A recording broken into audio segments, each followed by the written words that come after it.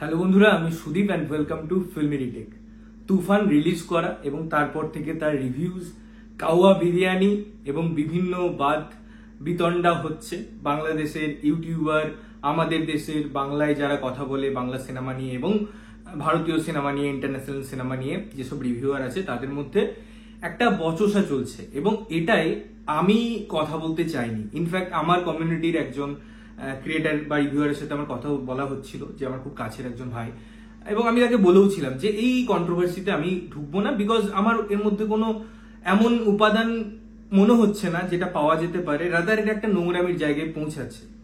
এবং সত্যি বলতে আমাদের যে একজন লোক আছেন যিনি কথা বলেন ইউটিউবে এসে, এবং তাকে আমি আর রিভিউয়ার মনে করি না, সে পার্টিকুলার কিছু সিনেমার প্রেজেন্টার এবং কিছু ডিরেক্টরের মানে সাথে কাজ করার জন্য তার সিনেমাকে ভালো বলা লোকজন এবং লোক দেখানোর জন্য তার চ্যানেল মেনটেন করার জন্য অবশ্যই কিছু সিনেমা রিভিউসে দেন। এবারে আমাকে যখন তার ভিডিওতে ইচ্ছা করে পোক করা হবে এবং এমন একটা ব্যাপার নিয়ে পোক করা হবে যেটা আমি কখনোই করিনি, এবং সেটা নিয়ে শুধু সে ভিডিওতে বলছে না, ইন্ডাস্ট্রির অনেক লোকের কাছে এরকম একটা মিথ্যা আবরণ ক্রিয়েট করা হয়েছে আমার নামে, তখন আমার মনে হয় দরকার কথা বলার দরকার, জাস্টিফিকেশনের দরকার। এবারে আমি প্রথম থেকে এই জিনিসটা নিয়ে কথা বলবো, আমার ওপিনিয়ন সম্পর্কে কিছু জিনিসপত্র বলবো, যেখানে শুধুমাত্র একজনকে ক্যাটার করা বা একজনের পক্ষ নেওয়া নয়, এটার বিভিন্ন দিক আছে। প্রথমেই আসি, আমি একটা চ্যানেলের নাম নেবো যেটা হচ্ছে এসএমভি। আপনারা প্রত্যেকেই জানেন যে সে শুধু শাকিব খানকে নিয়ে ভিডিও করে এবং তার জন্য তাকে আমরা বিভিন্নভাবে বিভিন্ন ভাষায় আক্রমণ করি, এবং আমি যে তাকে সাপোর্ট করছি সেটাও কখনোই ভিডিওতে বলছি না, সে তার মতো কাজ করছে। এটা একটা দিক অবশ্যই, যে সেটা নিয়ে আমরা কথা বলার কেউ নই, সে চাইছে সেটা নিয়ে ভিডিও করছে। সে হচ্ছে একটা স্ট্রেট কাট কাজ করে যে না আমি এটা করব, সে বুক চিতিয়ে বলে আমি সেটা করব, তাতে কার কি যায় আসে, আমার কিচ্ছু যায় এলো না। বাট আরো কিছু জন আছে যারা হচ্ছে একটু বুদ্ধিমান, একটু ইন্টেলেকচুয়াল, তাদের মধ্যে ব্যাপার স্যাপার আছে এবং তারাও ফ্যান ক্যাটার করে। রাদার এরা আরো ডেঞ্জারাস, কারণ একটা সিনেমা থেকে তারা দেশকে ইনভলভ করে দেয়। এবং মধ্যা কথা এবং মজার কথা হলো যে যে সিচুয়েশনের মধ্যে এই জিনিসটা হচ্ছে, সেই সিচুয়েশনটা তার ফেভারে চলে যায়। কারণ ইতিমধ্যে আমরা যে ওয়ার্ল্ড টি20 বিশ্বকাপ যেটা হয়েছে সেটা থেকে বেরিয়ে এসেছি, অর্থাৎ সেই রেসটা আমাদের মধ্যে আছে এবং সেখানে ইন্ডিয়ার জয়লাভ আমাদের প্রাউড মোমেন্ট, এবং সেখানে কিছু বাংলাদেশি মানুষজন, আমি সবার কথা বলছি না, কারণ একটা দেশের প্রত্যেকটা মানুষ এরকম হবে এটার কোনো মানে ব্যাখ্যা নেই, কোনো প্রমাণ নেই। কিছুজন মানুষ বিভিন্নভাবে অ্যাটাক করেছে ইন্ডিয়ার এই সাফল্য নিয়ে, ক্যাচ ধরা নিয়ে, বা কখনো তারা ইন্ডিয়ার বিপক্ষেও অনেক কথা বলে, যদিও তাদের মেডিকেল ফেসিলিটিস জন্য ইন্ডিয়াতে আসতে হয়, বা তারাই দাবি তোলেন যে ভিসা ফ্রি করে দেওয়া হোক। এই জিনিসগুলো আছে, যে জিনিসগুলো আমি আবারও বলছি যে এই সিনেমাটার সাথে কোনো জায়গা নেই, বাট আমার মনে হয় এই যে একটা ব্যাপার স্যাপার না দুটো দেশের মধ্যে, এটা দরকার নেই, এটা বন্ধ করা উচিত। আমরা বাংলাদেশের মানুষকে খুব ভালোবাসি, ইনফ্যাক্ট তাদের কালচার, তাদের যে ক্রাফট, তাদের সবকিছু আমরা খুব ভালোবাসি। আমরা কখনো এভাবে বলি না, এভাবে ভাবি না, কিন্তু তারা এটা করে। এবং এই জায়গা থেকে যখন তুফানের এন্ট্রি নেয়, তখন ব্যাপারটা শুধু সিনেমা রিভিউর মধ্যে সীমাবদ্ধ থাকে না। আজকে এই পার্টিকুলার লোকটা, সে যে শুধুমাত্র বাংলাদেশের সিনেমাকে অ্যাটাক করে তা কিন্তু নয়। তার চ্যানেলটা যদি আমরা ভালো করে অ্যানালাইসিস করি, দেখতে পাবো পুরো চ্যানেলটাই ফ্যান ক্যাটারের উপরেই বেস করে বেড়ে উঠেছে, এবং আজকে সে ডায়লগ দেয় অন্যজনের ফ্যান ক্যাটারিং নিয়ে, কন্ট্রোভার্সি করেই তার চ্যানেলের গ্রো। আজকে অঙ্কুশ হাজরার ইন্টারভিউ এবং সেখানে বঙ্গায়ের ওই প্রমোশন, তার ফলে চ্যানেলের উত্থান। আদারওয়াইজ তার আগে কটা লোক এই চ্যানেল দেখতো, ভিডিওস দেখতো, এবং শুধুমাত্র কয়েকটা ইন্টারভিউজ পড়ে, কয়েকটা ইন্টারভিউ দেখে, কয়েকটা বিদেশের সিনেমা দেখে যদি কেউ ভাবে আমি অনেক কিছু জানি, তার থেকে বোকার কেউ নয়। এবং এখানে হচ্ছে এই লোকটার সব থেকে বড় ভুল যে সে যেটা করছে। এবং আমি অনেক রিভিউজ বা ভিডিওতে যখন কথাবার্তা বলেছি, ইনফ্যাক্ট তাকে ডাইরেক্ট অনেক রিপ্লাইও দিয়েছি, কারণ সে আমাকে অনেক সময় পোক করেছিল বা রিপ্লাই করেছিল। এবং চেঙ্গিজের সময় আপনারা দেখবেন যে নোংরামিটা, আমি বারবার বলি যে সিনেমা নিয়ে খারাপ ভালো হতেই পারে, বলা হতেই পারে, কিন্তু সিনেমার গল্প বলে দেওয়া, তার জন্য তাকে সিনেমাটাকে বা ভিডিওটাকে হাইড করতে হয় একদিনের জন্য, আবার পরের দিন দিয়ে দেওয়া, এই জিনিসগুলো তো আমরা দেখেছি। ইনফ্যাক্ট তার ক্রেডিবিলিটি বলে কিছু নেই। এই যে একটা জিনিস দেখে নিলাম, সেখানে কয়েকটা টার্ম বলে দিলাম, ইংলিশ মিডিয়ামে পড়েছি বলে একটা সুন্দর প্রোনাউন্সিয়েশন করে দিলাম, এবং আমাদের লোকজনদের মধ্যেও এই প্রবণতাটা আছে যে তাদেরকে চোখে আঙুল দিয়েও যদি আমি বলে দিই, দেখিয়ে দিই যে দেখো লোকটা চুরি করছে, সে বলবে যে তুই কেন চুরি করছিস না। রাদার এটা যে ও ভুল করছে এটা বলি, ভুলটা দেখি, তা না দেখে এইরকম একটা অন্ধভক্ত অন্ধ একটা সমাজ ক্রিয়েট হয়েছে, এবং সেটা শুধু বাংলাদেশ নয়, সেটা সব জায়গায় আছে। এবারে আসি যে তুফান সিনেমা, যেটা নিয়ে এত কন্ট্রোভার্সি, এত কিছু, সেখানে সিনেব্রোসের ইনভলভমেন্ট, আমাদের দেশের আরো কয়েকজন রিভিউয়ারকে সে টেনে এনেছে, সব জিনিস নিয়ে আলোচনা করবো। এবারে আসি, এই যে তুফান সিনেমা, এটা কি একটা আউটস্ট্যান্ডিং সিনেমা? অ্যান্সার হচ্ছে না। আমি রিভিউতে বলেছি কিছু পার্টিকুলার জিনিস সিনেমার মধ্যে ভালো, কিছু জিনিস অ্যাভারেজ, কিছু জিনিস একদম ওয়ার্ক করেনি। এবারে আমিও বলেছি, আমার ক্ষেত্রে লোকজন একসেপ্ট করেছে, যেটা নিয়ে আমি অনেকজনকে ফোন করেছিলাম, যে বাংলাদেশের ফ্যান্সরা বা শাকিব খানের ফ্যান্সরা এই যে ক্রিটিসিজমটা নিতে জানলো, বা যদি তাদেরকে ভালোভাবে বোঝানো হয় যে কেন সিনেমাটা আমি খারাপ বলছি, সেটা তারা বুঝলো। এটা আমি সত্যি অ্যাপ্রিসিয়েট করেছিলাম। হ্যাঁ, তার মধ্যেও কিছু লোক ছিল যারা আমাকে গালি দিয়েছে, আবার অধিকাংশ লোক তারা বুঝেছে, তারা ব্যাপারটা নিয়ে বুঝেছে যে আমি কেন এটাকে খারাপ বলছি। কিন্তু তারপরে আমি একটা ভিডিও বানিয়েছিলাম, যেটা হচ্ছে একটা ইন্টারেস্ট, যে আজকে যদি এই তুফান ওয়েস্ট বেঙ্গলে ওয়ার্ক করে, তাহলে পরে একটা পার্টিকুলার প্রোডাকশনে যারা কাজ করেন, চাকরি করেন, তাদের একটা বাধা হতে পারে। এবং সেটা আমি একটা হাইপোথেটিক্যাল সিচুয়েশনের কথা বলেছিলাম, যার কোনো প্রমাণ বা যুক্তি আমার কাছে ছিল না। কিন্তু এই ভিডিওটার মধ্যে কিছু তো ছিল। তারপর থেকেই যত কন্ট্রোভার্সির কিন্তু উত্থান, আপনারা যদি খুব ভালো করে একদম গ্রাউন্ড লেভেলে গিয়ে রিসার্চ করেন। এবং এই পার্টিকুলার লোকটা যাকে নিয়ে বলছি, সে তো এখন ইন্ডাস্ট্রিতে লেখালেখি করছে, তো তাকে ভাব ভালোবাসা বজায় রাখতে হবে, কারণ তাদের কাছে কাজ চাইতে হবে। তো সেই বিষয়গুলো নিয়ে এবারে শুরু হলো। তো তার যে পোকিংটা ছিল আমার উপর, অনেকে বলতে পারে তোমার নাম নেয়নি। হ্যাঁ, নাম নেয়নি, কিন্তু তার পাশাপাশি যে নামগুলো নিয়েছে তার বাইরে আমিই পড়ে থাকি। সুতরাং সে যাকে টার্গেট করছে সেখানে আমাকেই এটা স্পষ্ট বোঝা যাচ্ছে। তো সেই ক্লারিফিকেশন বা জাস্টিফিকেশনটা আমি আসবো, সেটা খুব ইম্পর্টেন্ট, সেটা আমি পরে আসছি। এবারে মজার ব্যাপার হলো, এই যে তুফান নিয়ে যখন এই আলোচনাটা হলো, উত্তর প্রত্যুত্তর চলতে থাকলো, সিনেব্রোস আমার বাংলার কয়েকজন রিভিউয়ারকে নিয়ে কথা বললো, এই সিনেমা থেকে বেরিয়ে এবারে পার্সোনাল অ্যাটাকে চলে এলো। সব থেকে মজার ব্যাপার, এই যে ফ্যান গ্যাদারিং যেটা আমি বলছিলাম, সেটা শুধুমাত্র যে স্টারদেরকে নিয়ে হয় না। এই যে পার্টিকুলার লোকটা আছে, এ খুব ইন্টেলিজেন্ট, আমি বলছিলাম না, পুরো ব্যাপারটা দেশের মধ্যে ঘুরিয়ে দিল, যে আমার দেশ এই সেই। তো কি ফলে হলো, যে আমাদের দেশের অনেক মানুষজন আছে, আমি যাদের কমেন্ট দেখছিলাম, আমার কলেজের কিছু জুনিয়র আছে, এবং তাদের কমেন্টগুলো আমি হাইলাইট হতে দেখলাম, যে তারা রিভিউজ সিনেমা খুব একটা দেখে না, বাট এই যে পুরো কন্ট্রোভার্সি, এখানে তারাও এনগেজ হয়ে গেল। তাদের কাছে সিনেমার থেকেও বেশি বাংলাদেশ ইন্ডিয়া এই ব্যাপারটা প্রাধান্যতা পেয়ে গেল, কারণ তারা দেখেছে যে ওয়ার্ল্ড কাপের সময় বিভিন্ন ভাবে তারা অ্যাটাক করেছে। তো এখন সিনেমাটা গৌণ হয়ে গেল, মুখ্য হয়ে গেল, যে দুটো দেশের মধ্যে কিভাবে ক্যাচাল লাগানো যায়, এবং তার মুখ্য ভূমিকায় কে রোল প্লে করলো, সে। এটার কোনো দরকার ছিল আপনাকে বলুন? বা আপনারা যারা বুদ্ধিমান, তাদেরও এই জিনিসটা ইনভলভ হওয়ার কোনো দরকার ছিল বলুন? আজকে সিনেব্রোস কিছু জিনিস বলেছে যেগুলো যুক্তিসঙ্গত, আমাদের দেশে রিভিউয়াররা যারা অনেক কথা বলেছে, সাগর নীল হোক, রূপম হোক, অনেক তারা প্র্যাকটিক্যাল কথা বলেছে, যার মধ্যে পয়েন্ট আছে। কালকে সাগর নীলের কথাই আমি ভিডিও দেখছিলাম, যে কয়েকটা সিনেমার নাম বলেছে এবং সিনেব্রোসের কাছে কোশ্চেন জানতে চেয়েছে, যে সেগুলোকে সে খারাপ বললো, তাহলে পরে সেগুলো নিয়ে কেন এত আলোচনা হলো না। ব্যাপারটা তাই যে আজকে ক্রিটিসিজম করার অধিকার সবার আছে, সে কন্টেন্ট কনজিউম করছে এবং সেটা ক্রিটিসাইজ করছে। তো আজকে যখন অ্যানিমেলকে নিয়ে কিছু বলা হচ্ছে, আমরা তো ধেয়ে যাচ্ছি না যে কেন বলছিস আমাদের দেশের সিনেমা এই সেই, তোরা করে দেখা না, তোমার ভালো লাগেনি, ইটস ওকে, কমপ্লিটলি ওকে, তুমি খারাপ বলেছো। সেরকমই তুফান একটা সিনেমা, সেটা আমরা এদেশের হোক, শাকিব খানের হোক, বা যে কোনো কারো হোক, যদি খারাপ লাগে আমরা খারাপই বলবো, সেটাকে তো ভালো বলতে পারবো না, বা সেটাকে আউটস্ট্যান্ডিং বলতে পারবো না। বাট হ্যাঁ, যে এলিগেশন গুলো তুফানের উপর কিছু জন লাগাচ্ছে, সেগুলো আমার মনে হয় বাড়াবাড়ি। কারণ এই যে কপি, ইন্সপায়ার্ড, হোমেজ, যাই বলি না কেন, আমি কয়েকটা রায়ান রাফির ইন্টারভিউজ ফলো করছিলাম, তিনি কিন্তু কোথাও এটা লুকিয়ে যাননি, তিনি কোথাও এটা অস্বীকার করে যাননি যে তিনি ইন্সপায়ার্ড হননি, তিনি ওখান থেকে নেননি। এই কথাটা তিনি অকপটে বারবার বলেছেন। যখন এই যে গানটা নিয়ে কন্ট্রোভার্সি ক্রিয়েট করা হলো, মরার কোকিলে তারপরে একটা ভার্সন এসছে, তারপরে এই ভার্সনটা, তো কোথাও গিয়ে কিন্তু তারা এই জিনিসগুলো বলেনি যে আমরা এখান থেকে নিচ্ছি না, ইন্সপায়ার্ড হচ্ছি না। তারা যেখানে যেখানে সম্ভব সেখানে সেখানে তারা ক্রেডিটসও দিয়েছে। সুতরাং আমার মনে হয় যে বারবার এই কপি ব্যাপারটা নিয়ে, যেটাকে এত বড় করে হাইলাইট করা হয়েছিল, সেটা দরকার ছিল না। একটা সিনেমা আমি কনজিউম করতে গেছি, সেখানের মধ্যে কপি ইন্সপিরেশন আছে, এটা অস্বীকার করার কোনো জায়গা নেই, কিন্তু সেটা তো ডিরেক্টর বা মেকার্সরা কিন্তু অকপটে বলেও দিচ্ছে যে আমরা এখান থেকে ইন্সপায়ার্ড হয়েছি। এবারে আসি যে এই যে একটা ব্যাপার চলছে, সেখানে উত্তর প্রতি উত্তর এসব জিনিসগুলো চলছে, এবং সিনেব্রোসও কিছু পয়েন্ট আউট করেছে যেগুলো খুব ঠিক, তার পয়েন্ট অফ ভিউ থেকে আমি মনে করি যে সে ঠিক কথা বলছে। আবার এদিকে আমাদের যারা কথা বলছেন তারাও ঠিক কথা বলছে, কিন্তু রিভিউজ দেওয়ার যে প্যাটার্নটা ছিল না, সেটা যদি আরেকটু সংযত হতো তাহলে বেটার হতো। ইনফ্যাক্ট আমি যার কথা বলছি, সে এই যে একটা নোংরা জায়গা ক্রিয়েট করে দিল, এই যে একটা পাঁক ক্রিয়েট করে দিল, এবং এটা যে প্রথমবার করছে সে নয়, সে বারবার এই জিনিসটা করে এবং অডিয়েন্স ক্যাটার করে এবং বারবার বলে অন্যরা অডিয়েন্স ক্যাটার করছে। ভাই এখানে ক্যাটারিংটা আপনাকে বুঝতে হবে কোন পার্সপেক্টিভে আমি ক্যাটার করছি। এখানে পার্সপেক্টিভটা হচ্ছে যে বাংলাদেশের কিছু লোক আমাকে গালি দিলেও আমি যেহেতু এটা একটা দেশের লেভেলে নিয়ে চলে গেছি, তাই আমার দেশের লোকরা আমাকে সাপোর্ট করবে। সে সিনেমা দেখুক না দেখুক, এই কন্ট্রোভার্সিতে তারা এনজয় করবে এবং আমাকে সাপোর্ট করবে।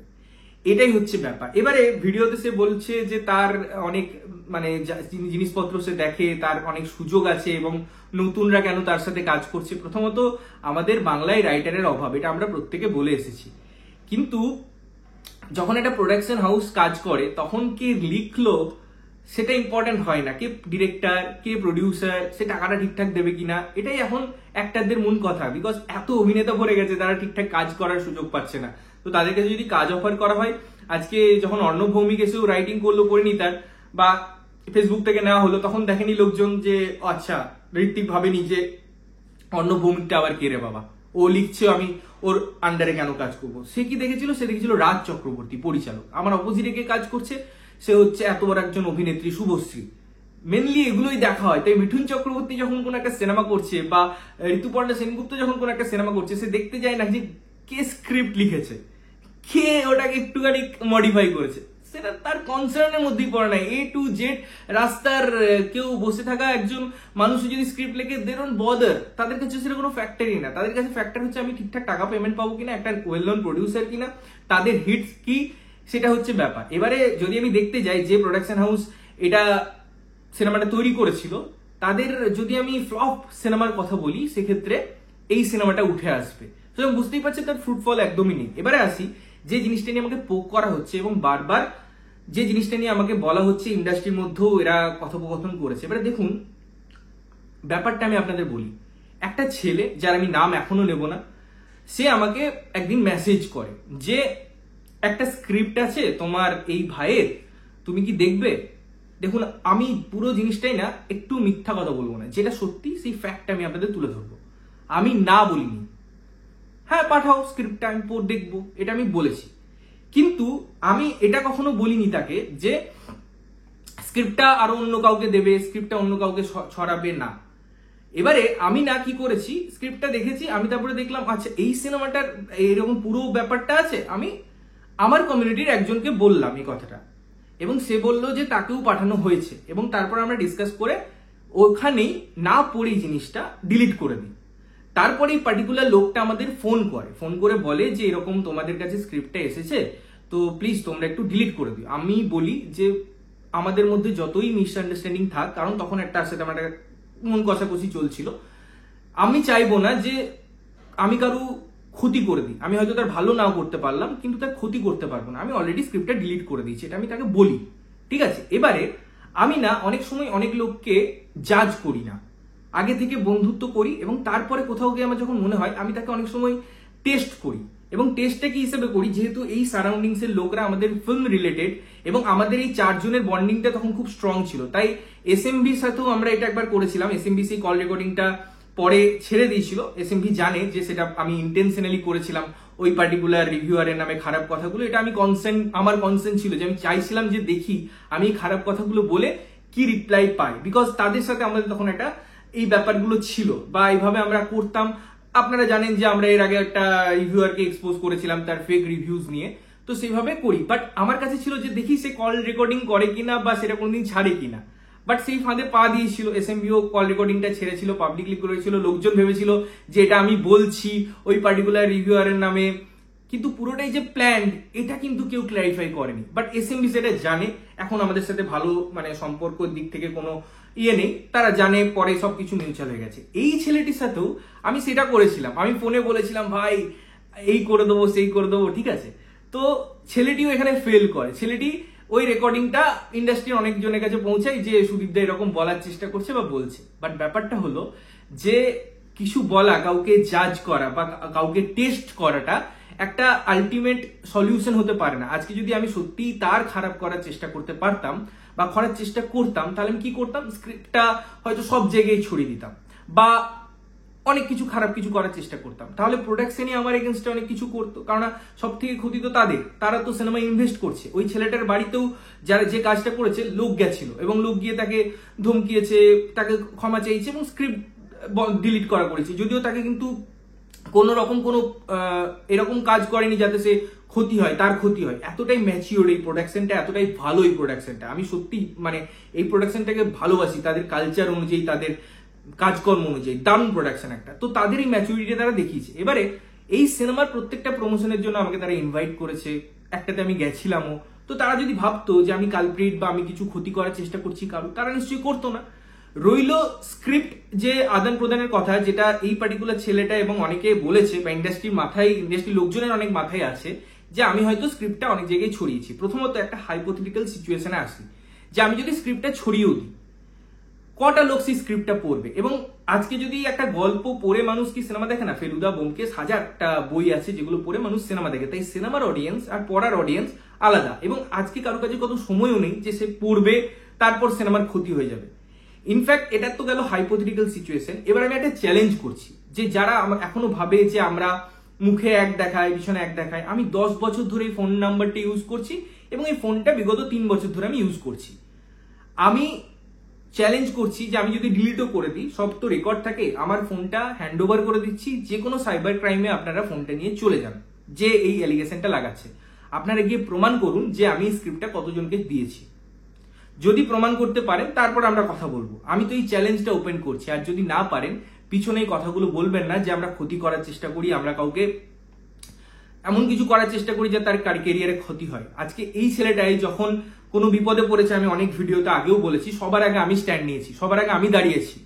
তাও আমার পিছনে কথাবার্তা বলা, আমাকে নিয়ে অনেক জায়গায় অনেক অপমানজনক বক্তব্য করা, ইনফ্যাক্ট অনেক পিআর তাদেরকে ফোন করে, এদের সাথে যেহেতু কন্ট্যাক্ট আছে অনেক আগে থেকে, যে এই ইন্টারভিউজে বা এই প্রমোশনে কাকে কাকে আনা যেতে পারে। তারা কিন্তু আমার নাম নেয় না, ইচ্ছা করে আমাকে কোণঠাসা করার চেষ্টা করে। হয়তো ভাবে যে আমি তাদের কাছে থ্রেট, আমার কাছে হয়তো এমন ট্যালেন্ট আছে যেটা যদি জনসমক্ষে আরো বেশি প্রমাণ হয়ে যায় বা আরো প্রচারে চলে আসে, তাহলে পরে এদের জায়গাগুলো নষ্ট হয়ে যাবে। এই ভয় ভীতিটা হয়তো আছে, তার জন্য হয়তো আমাকে দমিয়ে রাখার চেষ্টা করে। এটাও হতে পারে আমি যেহেতু কলকাতায় থাকি না, একটা মফস্বলে থাকি, তাই চেষ্টা করে যে একটা বন্ড ক্রিয়েট করা লোকাল লোকজনদের মধ্যে, একে একটু সাইড করা যেতে পারে। ইনফ্যাক্ট আমি কথাগুলো বলছি বিকজ এমন কোনো কথা আমি বলেছি এখানে যে কথাটা ইন্ডাস্ট্রির অনেক লোকে জানাই কথা না বা জানারই কথা না, বাট তারা সেটা জানছে। এটা ভুলে যাচ্ছে তারা যে তাদের সাথে যদি 20টা লোকের ভালো সম্পর্ক আছে, তো আমিও তো 7 বছর ধরে রিভিউ করছি, আমারও তো তার মধ্যে 10টা লোকের সাথে ভালো সম্পর্ক থাকবে। এবং কোনো না কোনো ভাবে আমিও তো জানতে পেরে যাবো, কথাটা ঘুরে আমার কাছে বুমেরাং হয়ে আসবে যে এই কথাটা বলেছিল। এবং সেখানে বিশ্বাসযোগ্যতাটা কোথায় থাকে? যদিও আমি বুঝে গেছি যে মেন্টালিটিটা এদের কেমন বা এর কেমন, তাই আমিও সেরকম ভাবে অ্যাভয়েড করার চেষ্টা করি। স্টিল আমি এই কনভারসেশনটা ভিডিও করার আগে আমি চেষ্টা করেছিলাম তাকে কন্ট্যাক্ট করার এবং এই পুরো জিনিসটাকে বোঝার যে সে কি ভাবছে। যে ক্লিয়ারিফিকেশনটা আমি আপনাদের ভিডিওতে দিলাম সেটাই তাকে বলার, কারণ সে হয়তো জানে না। কারণ পুরো ইনসিডেন্টটা হওয়ার পর তার সাথে তেমন ভাবে আমার কথা হয়নি, 1-2 বার দেখা হয়েছে, বাট কথা হয়নি সেভাবে। তো আমি চেয়েছিলাম যে তার সাথে আগে ক্লিয়ার করে দিই, তাহলে আর ভিডিওটা করারই দরকার পড়বে না। বাট সামহাউ আমি 2-3 বার ট্রাই করলাম, তাকে ফোনে পেলাম না, একটা টেক্সটও করলাম, তো তারও রিপ্লাই পেলাম না। তার ফলে আমি ভিডিওটা রেকর্ড করছি। এবারে আমাকে বুঝতে হবে, এই ক্লিয়ারিফিকেশনটা দিলাম, আমি চ্যালেঞ্জটাও করলাম যে আমার ফোন নিয়ে যাও, সাইবার ক্রাইমে দাও, যদি প্রমাণ করতে পারো যে আমি অনেক লোককে স্ক্রিপ্ট দিয়েছি তাহলে পরে কথা হবে, তারপরে কথা হবে। এবং ওই কল রেকর্ডিংটা যেটা তুমি শুনছো, যে ছেলেটা করেছে, আমি শুধু ভাবি যে এরা কত বড় বাজে মাপের ছেলে। যে আমার সাথে পার্সোনাল কনভারসেশন হচ্ছে, যদিও সেটা প্রি প্ল্যান, আমি তো জানি যে সে রেকর্ডিং করবে, বিকজ এইসব ছেলেদেরকে আমি আগে থেকে বুঝতে পেরে যাই এবং টেস্ট নিই যে কি করছে দেখি, এবং সেই জায়গায় সে একদম ফেল। তাই আমি ভাববো বা আমি আমার অডিয়েন্সদের বলবো বা এই পুরো ইন্ডাস্ট্রিকে বলবো যে একটু বুঝতে হবে। আমরা না মফস্বলের ছেলে, আমরা যদি কারোর সাথে ঝামেলা করার থাকে আমরা মারামারি করে নেবো, আমরা গিয়ে পরে তার সাথে ঝামেলা করে নেবো, কিন্তু তার থেকে 2 দিন দূরে থাকতে পারবো না। পরের দিনই তার ঘরে যাবো, বন্ধু হয়ে যাবো, সবকিছু মানে শর্টেড হয়ে যাবে। তো আমরা এই মেন্টালিটি থেকে আমাদের আপব্রিঙ্গিং হয়েছে, আমরা এই মেন্টালিটি থেকেই বড় হয়েছে। আমাদের ওই পলিটিক্যাল বা পলিটিক্যালি কারেক্ট হওয়ার মেন্টালিটি, সবাইকে নিয়ে এইভাবে পলিটিক্স করব, একে এখানে দমিয়ে দেবো, ও একটু উঠছে ওকে ওখানে নামিয়ে দিতে হবে, ওই পিআরও নাম্বার চাইছে দেবো না, ও বলছে ওকে কাকে আগে ইন্টারভিউতে দেখতে তাকে ফিল্মিডিটেকে সুদীপকে বাদ দিয়ে দেওয়ার চেষ্টা করব, ও যখন ইন্টারভিউ নিতে যাবে পিছনে কথা বলবো, হাসি ঠাট্টা করব। এই ধরনের মেন্টালিটি আমাদের নেই, আমরা এরকম আপব্রিঙ্গিং পাইনি, তার জন্য আমাদের কাছে এই ব্যাপারগুলো খুব শর্টেড। এবং আজকের ওই পুরো ভিডিওটা এই জন্য বানালাম বিকজ তার এই কথাগুলোতে না অডিয়েন্স ম্যানিপুলেট হচ্ছে, এবং সে কিন্তু খুব ভালো ম্যানিপুলেট করতে পারে, তার ম্যানিপুলেটিং পাওয়ারটা খুব ভালো। প্রথম থেকে দেখবেন যে কোনো তার চ্যানেলে যে এই যে বনি সেনগুপ্ত ফর এক্সাম্পল, তাকে তো চরম লেভেলে তাকে অপমান করেছে চ্যানেলে, দেখবেন তারপরেই 5টা ইন্টারভিউ তার নিতে চলে যাবে। মানে কেন? টাকার জন্য। এবং আমার যদি আপনারা চ্যানেলে কয়েকটা ভিডিও দেখেন যেখানে আমি এক্সপোজ করেছি এই কালোবাজারিটা, এই যে জিনিসপত্রগুলো যেগুলো বাংলা ইন্ডাস্ট্রিতে আমাদের সিনেমায় হচ্ছে, টাকা দেওয়া, টাকা দিয়ে রিভিউ করা। ইনফ্যাক্ট আমি কদিন আগেই শুনছিলাম একটা পিআর বলছিল আমাকে যে ফোন করে যে আমাকে টাকা দাও আমি পজিটিভ রিভিউ দিয়ে দেবো, কোনো একটা জায়গায় গিয়ে পরে ডিমান্ড করে। বা শুধু এর দোষ নয়, আমি যখন ভিডিওটা করেছিলাম আমার চ্যানেলে আছে, আমার চ্যানেলে যাবেন গিয়ে দেখবেন যে এরকম অনেক ভিডিও আছে এবং সেখানে আমি একে নিয়ে কথা বলেছি, কিন্তু কোথাও তাকে অসম্মান করে আমি কথা বলিনি। আমি তার পক্ষ নিয়েছি অনেক জায়গায়, যে তাকে ডাইরেক্ট যেন বলা না হয় যে সে বিক্রি হয়ে গেছে, তার পক্ষে একটা দিক রাখার চেষ্টা করেছি। বাট স্টিল শুধুমাত্র একটা ধোঁয়াশাই থাকা যে আমি সব জানি, আমি সব থেকে বড়, এবং যখন পায়ের তলা থেকে মাটিটা সরতে আস্তে আস্তে শুরু করে না, তখন মানুষের অধঃপতন শুরু হয়, তখন মানুষ ম্যানিপুলেট করার চেষ্টা করে, এই দেশের মানুষ বা অন্যান্য জিনিসপত্র নিয়ে আসার চেষ্টা করে। এবং আমি বলছি না যে বাংলাদেশের কিছু কিছু জায়গায় ভুল নেই, অবশ্যই আছে, সেই জায়গাগুলো আমি কোনো মতেই লঘু করার চেষ্টা করছি না। ইনফ্যাক্ট তারা যে অপমানটা করেছে আমাদের ইন্ডাস্ট্রির মানুষজনকে, অভিনেতাদেরকে, আমাদের সিনেমাকে, ল্যাঙ্গুয়েজকে, সেটাই আমি ঘোর খিলাফ। লাস্ট আর একটা কথা বলবো যে ইন্ডাস্ট্রি নিয়ে আপনি কথা বলতে পারেন, কিন্তু বুঝতে হবে দুটো দিক। আজকে আমাদের ইন্ডাস্ট্রি একটা সময় ছিল যখন তারা বাংলা সিনেমা কপি করতো না, রিমেক করতো। তো এইরকম ইন্ডাস্ট্রি, তারপরে ইউটিউব এলো, তারপরে ওটিটি এলো, তখন আস্তে আস্তে এই জিনিসগুলো কমে গেল, এই কপি করায় ব্যাপারগুলো, টোকার ব্যাপারগুলো। তো আমি সেই ইন্ডাস্ট্রিতে কি করে বলতে পারি যে অন্য ইন্ডাস্ট্রি কপি করছে মানে সে ক্রাইম করছে? সে তো ডাইরেক্ট বলছে যে হোমাজ দিচ্ছে। আবার বাংলাদেশকেও আমি বলতে চাই যে আমাদের কাছে কিন্তু এই ব্যারিয়ারটা নেই যে আমরা বাংলাদেশের অভিনেতাদের কাজ দেখবো না। আজকে চঞ্চল চৌধুরী স্যার কত কাজ করছেন আমাদের এখানে। আজকে ভাবুন পদাতিক, যেটা সৃজিতদা পরিচালনা করছেন, সেখানে মৃণাল সেন, এদেশের ডিরেক্টরকে হোমাজ দেওয়া হচ্ছে, দিচ্ছেন এদেশের ডিরেক্টর, কিন্তু মুখ্য চরিত্রে অভিনয় করছেন ওদেশের অ্যাক্টর চঞ্চল চৌধুরী। তো এই মৈত্রীটা দরকার। আজকে আমি জয়া হাসানের যদি কথা বলি, সে ওপারের সিনেমা যত না করেন তার থেকে বেশি এপারের সিনেমা করছেন। আমরা তো কখনো বলি না যে না আমরা এই সিনেমা বয়কট করে দেবো, কেননা বাংলাদেশের অভিনেতা অভিনেত্রীরা কাজ করছেন। কখনো এই ধরনের কথা শুনেছেন? আপনারা বলছেন এই ডিরেক্টর, এই অ্যাক্টর কি বলে দিল, ছোট ছোট ইনসিডেন্টকে নিয়ে এত মাতামাতি, এত একটা জায়গায় নিয়ে চলে যাওয়ার চেষ্টা করছেন, যেটা আমার মনে হয় কোনো যুক্তি নেই, যেটা একদম বেকার।